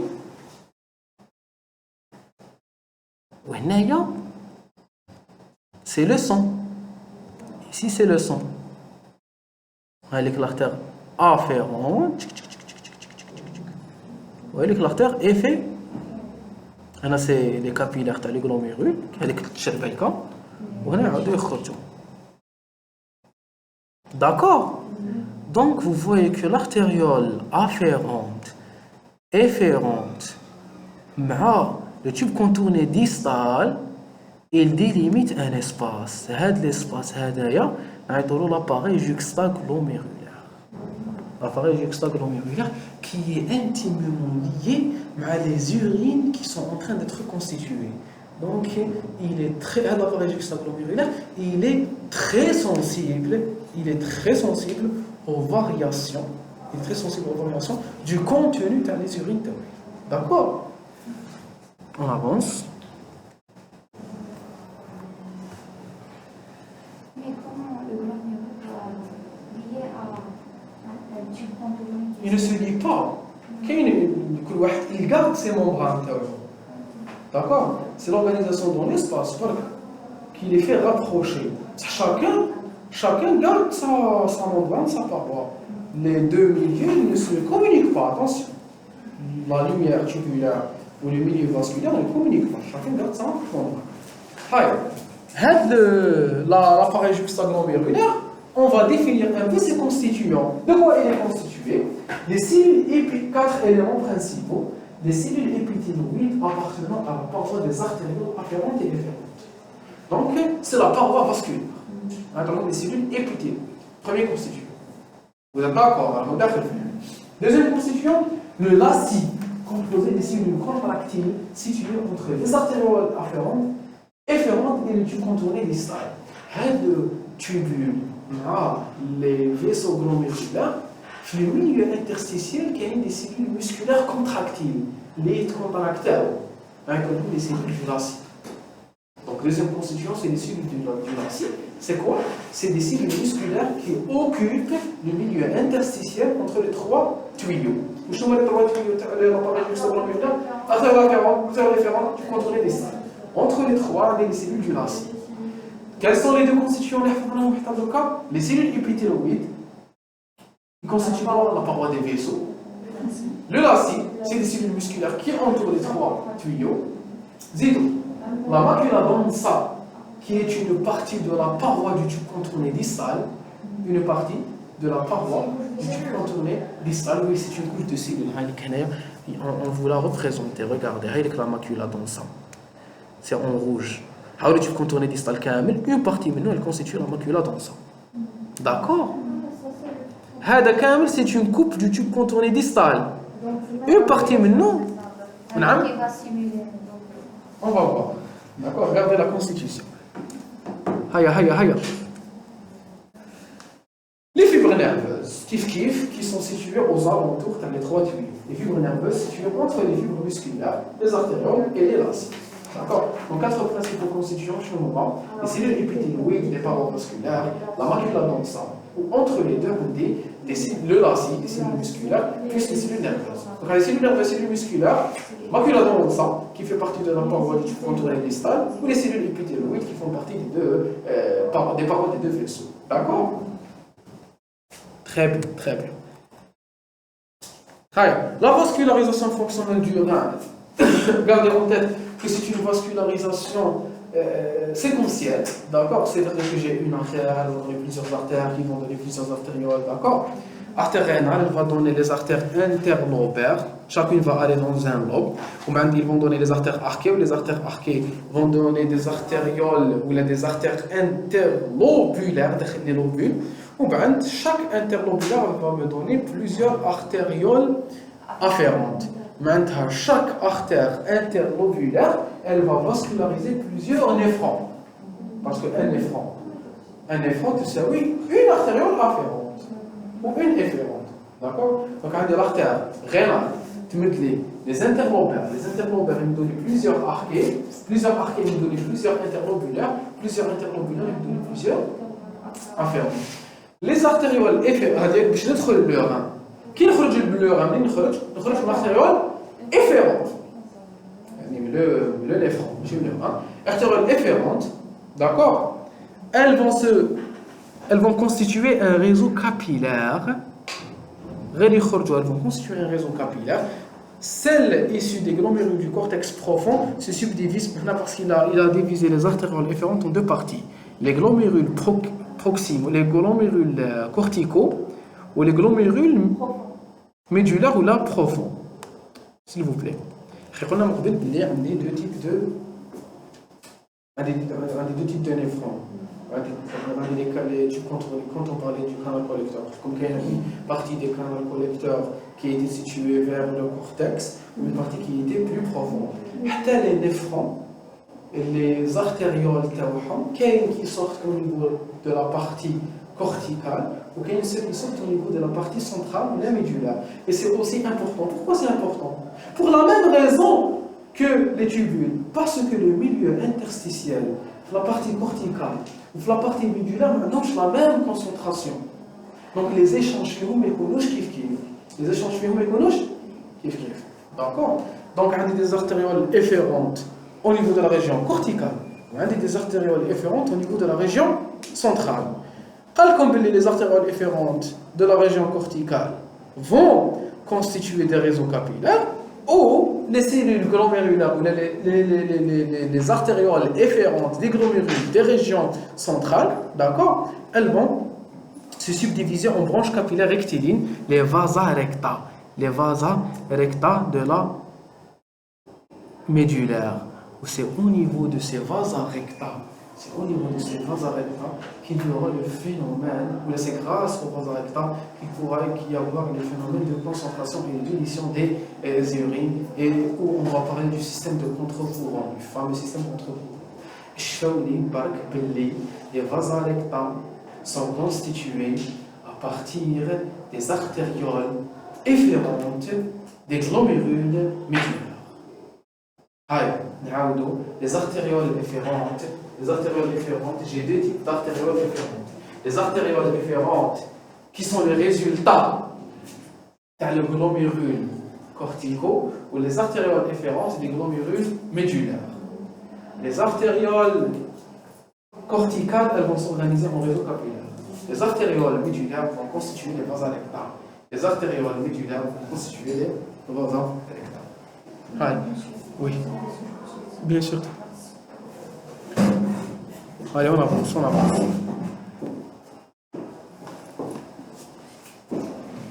Très bien. Au total, le néphron est irrigué par deux réseaux capillaires en série. Le réseau glomérulaire entre les artérioles afférentes et efférentes.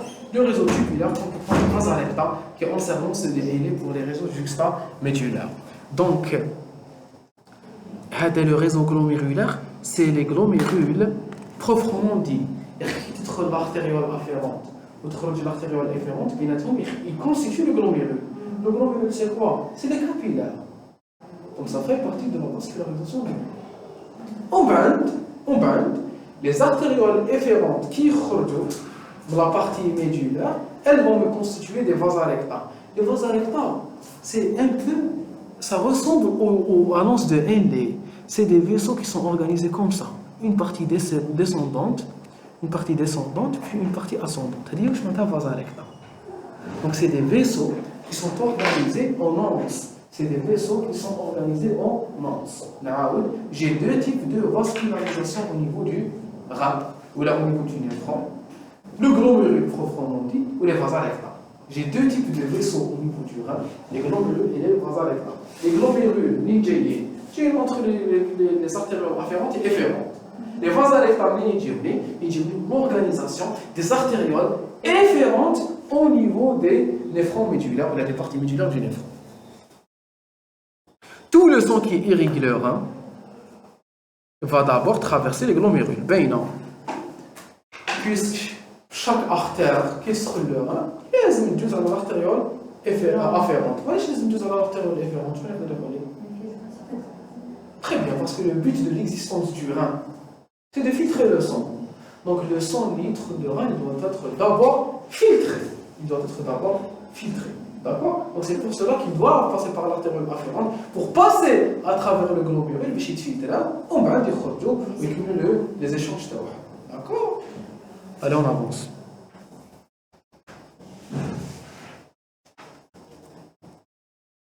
Voilà. C'est l'organisation des vaisseaux de rein. On va les vasorectales. D'accord? Donc, ils vont suivre, vous êtes en train de voir qu'ils sont en train de suivre la profondeur. L'organisation Taham, elle suit le tube contourné distal vers la profondeur. Ils sont en train de suivre les tubules dans leur profondeur parce que l'interstition qui sépare les deux, la composition de Taham, elle change. La concentration en ion, non, l'espace, l'interstition, la concentration en ion ici et ici, elle n'est pas la même. Et on appelle ça le gradient de concentration corticomédulaire. Et ce gradient de concentration corticomédulaire, il va contrôler les échanges. On va voir comment. Allez, on avance. Allez, relation structure-fonction. L'innervation du rein, elle est assurée par les fibres nerveuses sympathiques qui suivent les artères et sont en contact étroit avec l'appareil juxtaglomérulaire. Non, c'est des terminaisons nerveuses qui entourent les vaisseaux. Pourquoi ils entourent les vaisseaux des nerfs? Pour contrôler leur état et leur calibre.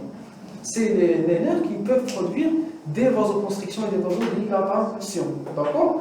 Donc je peux, grâce à ce système sympathique, contrôler le calibre des vaisseaux terrestres. C'est pour cela qu'il les suit.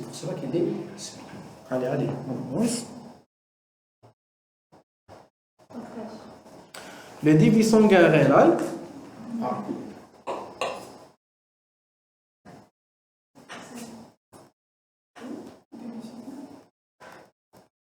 On le garde la même vidéo. Le débit sanguin rénal. Le débit sanguin rénal et le débit circulatoire rénal, ils présentent deux caractéristiques. Il est remarquablement élevé, il est relativement constant. S'il vous plaît, le débit sanguin rénal, c'est la quantité de sang qui parcourt le rein par unité de temps. C'est la quantité de sang qui parcourt le rein par unité de temps. Pourquoi c'est important? Parce que c'est ce débit rénal, c'est ce débit sanguin rénal qui va contrôler la quantité de sang qui va arriver au rein. Et c'est cette quantité de sang qui arrive au rein qui va contrôler la quantité de sang filtré. D'accord? Donc je dois maintenir le débit sanguin rénal constant pour avoir une filtration qui est constante. Mais s'il vous plaît, mes amis, donc les trois, je vais te dire qu'il y a le débit sanguin rénal. C'est la quantité de sang total. Sang qui va qui nous sang total. Je mets sang total. Plasma plus éléments figurés. Plasma plus globule rouge, plus globule blanc. Il y a tout le chose. C'est le débit sanguin. D'accord? Rénal. C'est la quantité totale de sang par unité qui traverse le rein par unité de temps. Quel est le débit plasmatique rénal? C'est la quantité de plasma. C'est quoi le plasma? C'est le sang sous cellule. Débit plasmatique rénal, c'est la quantité de plasma qui traverse le rein par unité de temps. Voilà, quelle est la différence entre le débit plasmatique rénal et le débit sanguin rénal? Faire avec ce qu'on est qui va faire. علاش؟ sanguin plasmatique. واش رايك؟ sanguin.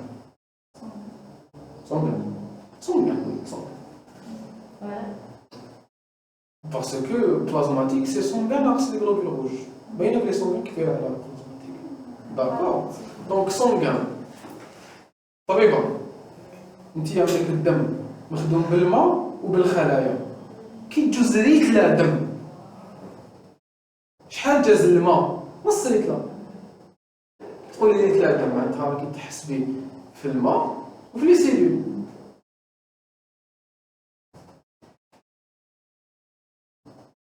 كي نقول لك شريت كيلو طمينه فهمت خلاص كيلو طمينه شحال فيها السميد نو سي فو شحال فيها السميد موان ولا بليس كو 1 كيلو باسكو باش ديري كيلو طمينه لازم لك واحد 300 غرام تاع السميد و 700 او pour avoir 1 kilo. Pour avoir 1 kilo de tamina, il faut 300 grammes à peu près, ou 400 grammes de semoule, plus 200 grammes de semaine, plus le reste miel. Ça, non. Le reste semaine. Kif. Tout ce qui se fait de la semaine, vérifiez. Vous allez trouver que j'ai raison. Chacun c'est. Ça vérifie est-ce que tu n'as pas de semaine.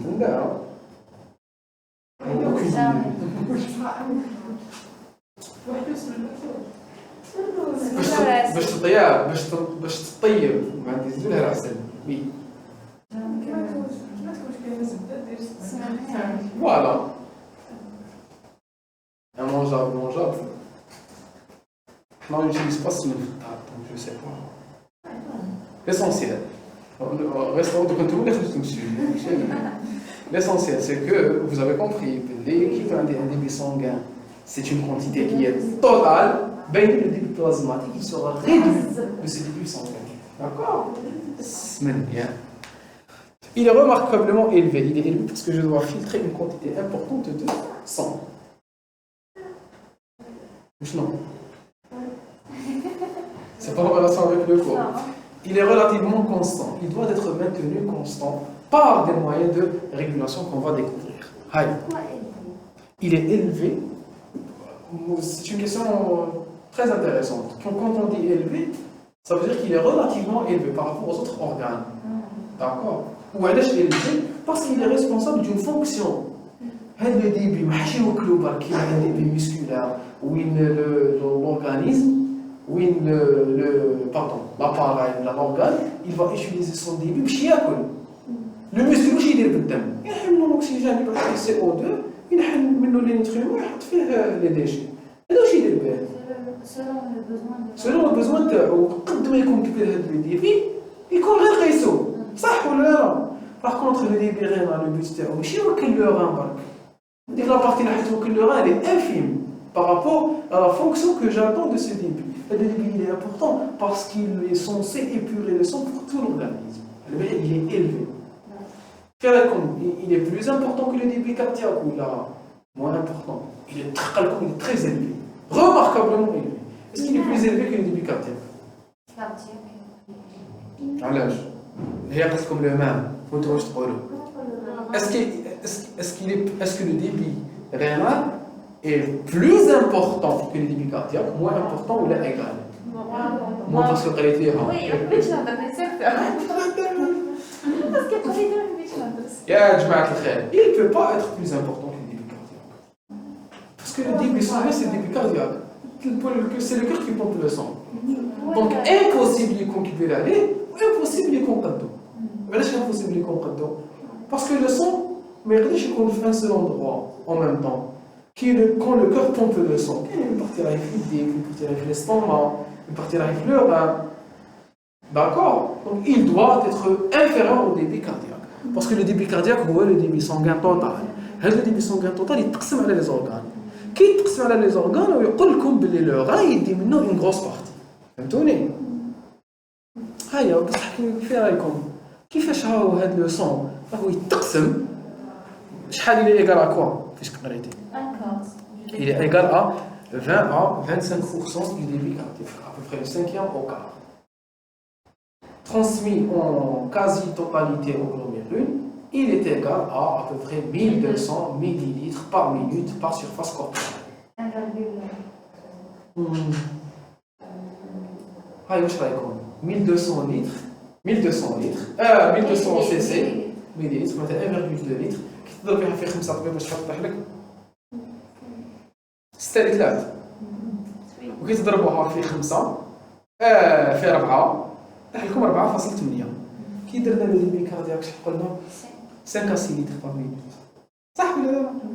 دونك هذا قال لك يتراوح بين 4.8 إلى 6 داكور؟ هنايا لو ديبي كاردياك بيسكو يقول لك بلي هذا il est égal من 20 25% معناتها من لو سانكيام لو كار 20% سي ان سانكيام 25% سي ان كار راكم معايا ولا بديتو تدخلوا 0.2 وصل 25 ضربوا واحد الخمس ياك قال لكم بلي الربع هو 1.2 اذا كان الربع يساوي 1.2 شحال يساوي الكل 4.8 d'accord donc selon la définition le débit cardiaque est égal à 4. La question que je vous pose, qui est le débit rénal, il est égal à 1 quart. C'est très peu par rapport au débit cardiaque. كيفاش يقدر يفلتري الدم تاع الجسم كامل وهو يدير منه غير 1 quart. Dans le temps, il est constant. Relativement constant. Ça قال لك une surface de 1,60. لا هذه سي هنا سي موyen d'unifier les mesures. Quand on calcule quelque chose pour l'organisme, on peut l'eau par millilitre, par kilo, par millilitre, par surface corporelle. Le débit sanguin est تحسب par rapport à la surface corporelle. La surface corporelle تاعك وديرها ماشي كيف كيف. دونك كي نحسبوا لو ديبي كي نحسبوا هذيك الكميه نقسموها على la surface corporelle. شكون يقول لي كيفاش؟ كيفاش هو يقدر يفلتري يقدر يجوز غير الربع ويفلتريه كامل كيف يحتاج برافو la filtration ne se passe pas en 1 minute la filtration totale du sang nécessite plusieurs passages est-ce que le rein يختم ويغلق الكيشي ويفتح الكيشي non الدم يقعد غير يدور على le rein à chaque fois il en filtre à chaque fois ils ont filtre كيما تحكموا السله عندكم الكورباي كيما هذه كتشوفوا هاد السله كتشوفوا فيها كامل لي تروي لو كان هاد السله حاجه نكون نخمجها كامل نخمجها بلونكر روج نحكمها rouge à lèvres ونسبخها كامل. نحكمها ونغطسها اون بين نوار ونخرجها واش يصير؟ تتنقى شويه نعاود ندخلها تنقى شويه نعاود ندخلها تنقى شويه نعاود ندخلها تنقى شويه. Donc à chaque passage il y aura un nettoyage. C'est la même chose pour le son. La filtration elle se fait sur plusieurs passages. Fahmtou? Et c'est statistique ce qui va se passer. اختار les deux suyards, اختار le deuxième du suyard, اختار le troisième du suyard. À chaque fois il est en train d'épurer. Vous avez compris? Très bien. Très bien. Le débit sanguin rénal est calculé selon la relation débit sanguin rénal elle est égale au débit plasmatique rénal sur 100 mois l'hématocrite fois 100. Cette équation, c'est un peu moche de vous la présenter ici. Le débit plasmatique, le débit sanguin rénal, il est calculé à partir du débit plasmatique rénal. Alors que quand nous avons le débit plasmatique, c'est trop tard. Le débit plasmatique rénal, DPR, représente le volume plasmatique qui traverse le rein en une minute. Il est de l'ordre de 600. هذه تبقى تتخلط شويه. لما قلت لكم لازم ديروا في راسكم بلي كاين ثلاثه ديبي سونغان ديبي بلازماتيك وديبي دي فلتراسيون. 3 unités اللي لازم نوتيليزي. Le débit sanguin rénal, vous êtes d'accord? C'est la quantité de sang qui traverse le rein. Elle est égale aux alentours de 1200 cc par minute par surface corporelle. Très bien. Le débit plasmatique du cas, c'est la quantité d'eau, c'est la quantité de plasma. Le plasma qui n'aime les cellules. Vous êtes d'accord? On est d'accord? نعم؟ Là pour les 600 000. Ici les 3. Si ils sont classés. Donc, oui, vous avez raison. Très bien. Bravo. Vous avez plus de... Aïe. S'il vous plaît. D'abord, le débit sanguin rénal, je vais le calculer à partir du débit plasmatique rénal. Tout simplement pour des raisons matérielles. في les conditions de vie normales ما نقدرش نقيس le débit sanguin. واش نقدر نقيس؟ نقدر نقيس le débit plasmatique. دونك رايح يقول لكم كيفاش تيوريكمون شنو هي العلاقه بين le débit sanguin و le débit plasmatique. ومن بعد يقول لكم كيفاش من le débit plasmatique نقدر نخرج le débit sanguin. Parce que si on voulait procéder, لو كان جينا نقراو كيما بكري في الليسي، نورمالمون نقول لكم شنو هو لو ديبي سونغان، بعد نقول لكم شنو هو لو ديبي بلازماتيك، بعد نقول لكم كيفاش نخرج لو ديبي بلازماتيك ولو ديبي سونغان، puisque je vous ai défini le débit sanguin avant le débit plasmatique. نورمالمون نخرج المجهول من المعلوم، نورمالمون نخرج لكم لو ديبي بلازماتيك من لو ديبي سونغان، هو يقول لي كيفاش نحسب لو ديبي سونغان من لو ديبي بلازماتيك، بعدها لازم نجيب لو ديبي بلازماتيك قبل. وبعد من هذا الديبي بلازماتيك نخرج لو ديبي سونغان. علاش؟ باسكو ما نقدرش نقيس لو ديبي سونغان، نقدر نقيس غير لو ديبي بلازماتيك. لي موان دو ميزور تاعي يسمحوا لي باش نقيس لو ديبي بلازماتيك ماشي لو ديبي سونغان. اسكو vous avez compris؟ دوكا لو بوت تاعي سي دو تروفي شنو هي لا ريلاسيون بين لو ديبي بلازماتيك و لو ديبي سونغان. اسكو vous connaissez ce que c'est que l'hématocrite? L'hématocrite est le pourcentage du volume de globules rouges par rapport au volume sanguin. C'est le pourcentage. C'est le pourcentage du volume total de globules rouges par rapport au volume sanguin. L'hématocrite, chez un individu normal, elle est aux alentours de 55%. 55%. معناتها le sang تاعكم كي واحد يسيب الدم 55% من هذاك الدم سي دي غلوبول روج. سي دي غلوبول. Est-ce que les globules rouges sont filtrés? Est-ce que les globules rouges font partie du plasma? Compactif plasma, non. C'est des éléments figurés. Et les globules rouges sont les principaux éléments figurés dans le sang. Les autres éléments figurés, les plaquettes, les globules blancs, le volume il n'est pas important. Le volume il n'est pas important. Le volume exercé par les autres éléments figurés du sang, je ne vois les éléments figurés dans le sang. C'est le globule blanc, les plaquettes. D'accord? Le volume qu'ils exercent, il est négligeable. Donc le volume qui est important pour moi, c'est le volume exercé par les globules. Oh. Donc, qui نحسب le volume de plasma واش ندير؟ Bravo. نحكم le volume sanguin ونحيلو le volume تاع les globules rouges. نحكم le volume sanguin ونحيلو le globule rouge. واش تخرج لي؟ Aïe. Si je veux démontrer ça, واش تخرج لي؟ تخرج لي باللي débit quantité de sang, débit sanguin rénal ياك واش يساوي؟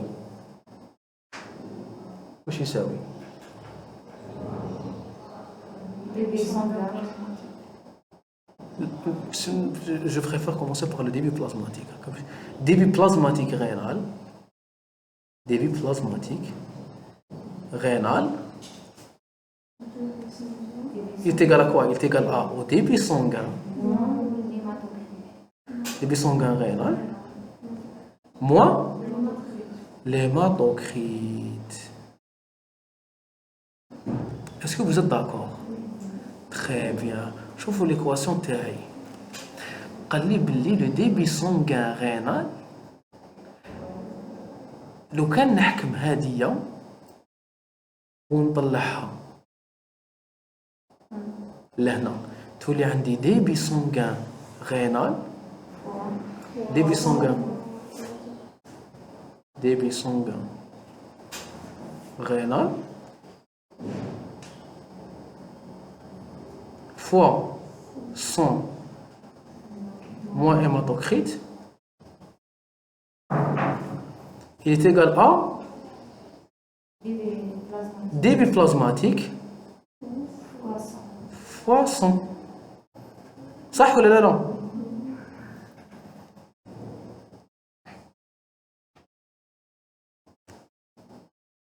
Est-ce que vous êtes d'accord? Donc qu'est-ce qu'il est en train de me dire?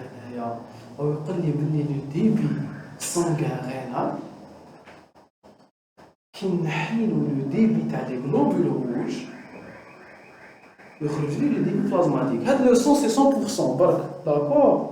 كيما هنايا ضربت ديبي سانغان رينال فوا 100 هيماتوكريت فوا 100 هيماتوكريت 0.55 داكور. هيماتوكريت سي سوا نحكمها 0.55 ولا 55. 55 c'est quoi? C'est 0.55 fois 100. وهنايا débit sanguin rénal fois 100 نقدر شغل je la multiplie. Est-ce que vous avez compris? هاد l'équation débit sanguin rénal لو كان نطلع هادية هنايا débit sanguin rénal fois 100 moins débit sanguin rénal fois hématocrite. Débit sanguin rénal fois hématocrite, c'est le débit de l'hématocrite, c'est le débit des globules rouges. Donc je peux la remplacer par débit hématocrite. Est-ce que vous avez compris? Donc j'ai 100 fois le débit sanguin rénal, ناقص débit de l'hématocrite, تساوي 100 fois le débit plasmatique rénal. Est-ce que vous m'avez compris? Donc si je veux نقدر نقسم كلش على 100 واش تولي لي débit plasmatique rénal débit plasmatique rénal تساوي débit sanguin rénal d'accord ناقص 0.55 qui est le débit تاع les globules rouges. J'arrive pas à écrire s'il vous plaît انا عندي du sang globule rouge plus plasma راهو يجوز على le rein. La quantité totale sang plasma plus globule rouge. واش معناتها plasma plus globule rouge? C'est le débit sanguin total. Plasma plus globule rouge d'accord, c'est le débit sanguin rénal. أنا نحب نعرف واش هو le débit plasmatique rénal. واش هو le débit plasmatique rénal? C'est 100 SALG, le sang الدم ناقص hématocrit. Donc son ناقص hématocrit هو le débit plasmatique rénal. Donc كي نحب نحسب le débit sanguin rénal نعاود نقلب لك لا فورمول تاعي تخرج لي débit sanguin rénal, d'accord, تساوي DPR fois 100 على 100 moins hématocrit. Est-ce que vous avez compris? Ou là je vous la démontre. Je ne vais pas perdre du temps, d'accord? Je fais au bac le débit sanguin, c'est la quantité totale de sang, un plasma plus globule rouge. Le plasma plus le globule rouge, il constitue le sang. Alors, nous savons شحال le plasma. واش ندير؟ نقصوا برك l'hématocrit. قلت لكم باللي l'hématocrit, elle est aux alentours de 55%. نقولوا 50%. نقولوا 50%. شحال يخرج la formule هذه شحال تولي si on remplace l'hématocrit par 50? Tous les débits sanguins rénal est égal au débit plasmatique rénal sur 100 moins 50 fois 100. D'accord? Où je te dis, débit sanguin rénal est égal à DPR fois 100 sur 50. 100 sur 50, شحال 2. Tous les débits sanguins rénal est égal à 2 fois débit plasmatique rénal. على بها قلنا بأن le débit plasmatique rénal est égal à 600. Le débit sanguin rénal est égal à 2 fois le débit plasmatique rénal. Maintenant, le débit plasmatique rénal est égal à quoi? Il est égal au débit sanguin rénal sur 2. 1200 sur 2, je vais 600. Alors, je vais 600 parce que l'hématocrit est égal aux alentours de 55%. Ou les 50%. D'accord? ديروا في راسكم tout simplement بكل سهولة بلا ما تخلطوا على راسكم les équations باللي la quantité totale de sang هي le double de la quantité de plasma. وعلاش le double? Parce que le plasma ما يمشيش وحده. كاين une moitié eau مع une moitié de globule rouge. La moitié de l'eau c'est le plasma. La moitié du globule rouge c'est l'hématocrit. Donc plasma plus hématocrit il me donne le débit total sanguin. D'accord? Très bien, très bien, très bien. شحال le débit sanguin rénal? 1200. شحال le débit plasmatique rénal? 600. Oui, 600. D'accord. Attention, les questions. Est-ce que vous touchez le débit sanguin? C'est la quantité de sang. D'accord. Le débit plasmatique, c'est la quantité de le plasma. Très bien, très bien. Composition de l'urine. Monsieur, il y a une seule information. Allez-y, prenez-la. Très bien. RDP. On a traverse les rangs minutes, il est de l'ordre de 600 ml. RDP est mesuré par la clairance de l'acide para-amino. RDP, c'est le débit plasmatique rénal, c'est le DPR. Et calculé par les clairances donc je vois la filtration glandular. D'accord. Là, on avait besoin de la deuxième séance. معلش نكملوا لكم مع المسطن. DURS des 24 heures, elle est égale en 1500 cc par 24 heures, 1 litre et demi. Quelle est la DURS obligatoire? C'est quoi la DURS obligatoire? La DURS obligatoire, c'est la quantité des urines que j'élimine, quels que soient les apports thermiques. Elle ne change pas. Maintenant, je dois éliminer les 500 cc. Sauf si j'arrive en état de déshydratation, oui, la quantité devient inférieure à 500. Quand elle devient inférieure à 500, je parle de oligurie. Oligurie, maintenant, diminution de la quantité d'urine éliminée. Quand elle est inférieure à 50, on parle d'anurie. Moi, je crois que c'est anurie. Donc, on dit oligurie et anurie. D'accord? Oligurie et anurie. Très bien. DURS facultative, les 1000 cc. Les 1000 cc, maintenant, on accepte les apports thermiques. Quand je dépasse 1500,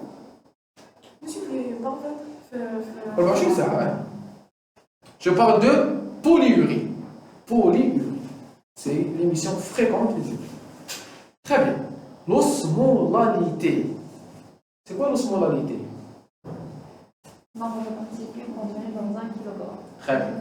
La méthode plus physique. Donc, c'est pas la peine de reprendre. Osmolarité, c'est la quantité d'osmol par litre. Osmolalité, c'est la quantité d'osmol contenu par poids, par kilogramme de solvant. Yeah. En fonction de masse. Hein? En fonction de masse. En fonction de la masse, oui, très bien. Si l'osmolarité urine, bon, elle varie, elle a une grande capacité de variation entre 50 à 1200 milliosmoles par kilogramme d'urine. Si elle est aux alentours de 300 molécules, elle est isotonique par rapport au plasma. Quelle est l'osmolarité de le plasma?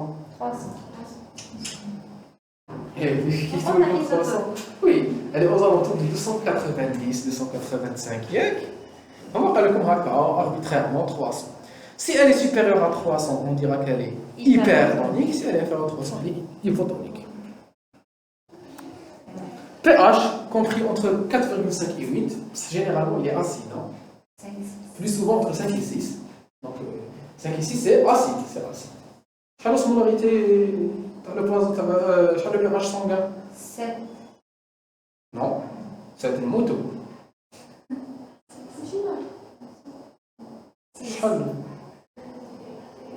Entre 7,38 et 7,42. Fort 7,30. Attention, 7 c'est beaucoup acide. C'est invivable 7, c'est une acidose. Et entre. 7, oui, une marge et une marge. C'est rien. D'accord. 7,38, 7,36, 7,38, 7,40. 7,40. Donc c'est acide par rapport à notre corps. Oui, 7 c'est acide par rapport au plasma. Composition de l'urine, des sels minéraux. En fait, elle aura la même constitution en eau et en ion que le sang. Elle contiendra des sels minéraux, Na+, Cl-, K+, magnésium, calcium, phosphore, des déchets azotés, l'urée, créatinine, acide urique, des acides, l'acide citrique, acide lactique, acide pyruvique, acide oxalique. Vous voyez que c'est des métabolites que je suis en train d'éliminer. Hormones, vitamines, enzymes en très faible quantité. Non, en général, c'est des hormones, des enzymes, des protéines de bas poids moléculaire. Quand le poids moléculaire est inférieur à 50, à peu près 50 kg d'alpha. 50 kg d'alpha. Et on va terminer avec ce premier cours.